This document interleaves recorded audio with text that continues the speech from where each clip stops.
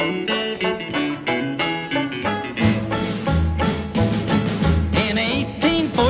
took a little trip along with Colonel Jackson down the final segment of the Alex Jones Show on this Wednesday, the 8th of September.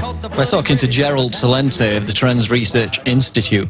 Gerald, I think we covered the Quran issue earlier, but do you have any brief comments for the previous caller?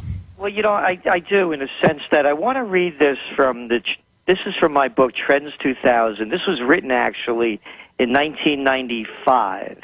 We talked about, I mentioned Crusades 2000. This is what we wrote back 15 years ago. The seeds of the new Crusades were sown in areas of Africa, the Middle East, Eastern Europe, and Asia.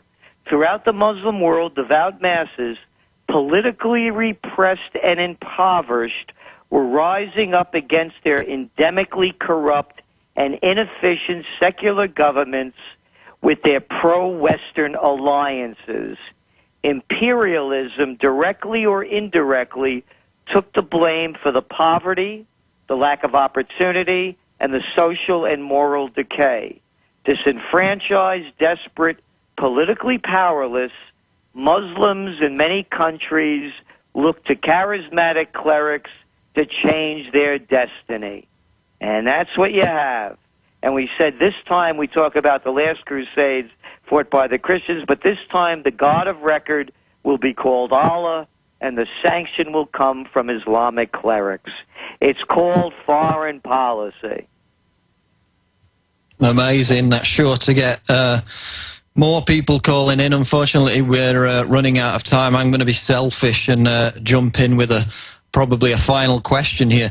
Gerald, you mentioned earlier about the all transactions over $10,000 having to be reported to the IRS. We've got Greece. Yeah, we got Greece from 2011 banning all cash transactions over 1,500 euros. We've got Mexico and Italy doing the same, banning large cash transactions. Why are governments around the world cracking down on cash? Because they're trying to get as much money as they can from us for taxes. They don't want cash transactions going on at all because they won't be able to steal more from us. And it's also a move toward trying to keep things under control when the great crash of 2010 happens and the dollar won't be worth a dime nor many of the other currencies. And that's why I'm 80% invested in gold, and the rest of my cash is spread between Canadian dollars, U.S. dollars, and Swiss francs. Because to me, the Swiss are the money cockroaches of the world. They're not going anywhere. And for my cash, all I want to do is break even. And on my goal, that's my wild card.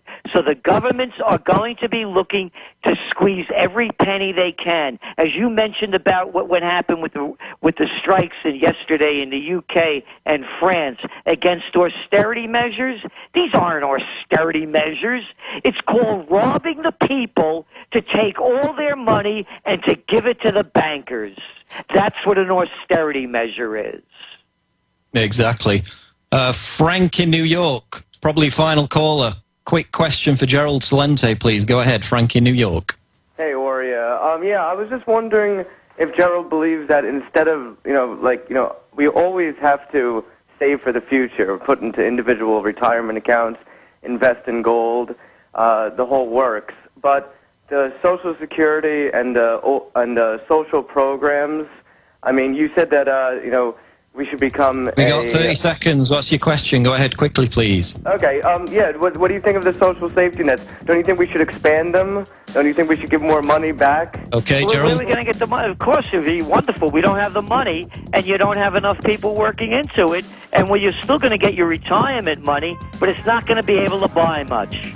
Okay, thanks, Gerald. We're out of time on the Alex Jones Show. Stay tuned. Endgame rebroadcast. We're going to wrap it up. PrisonPlanet.tv.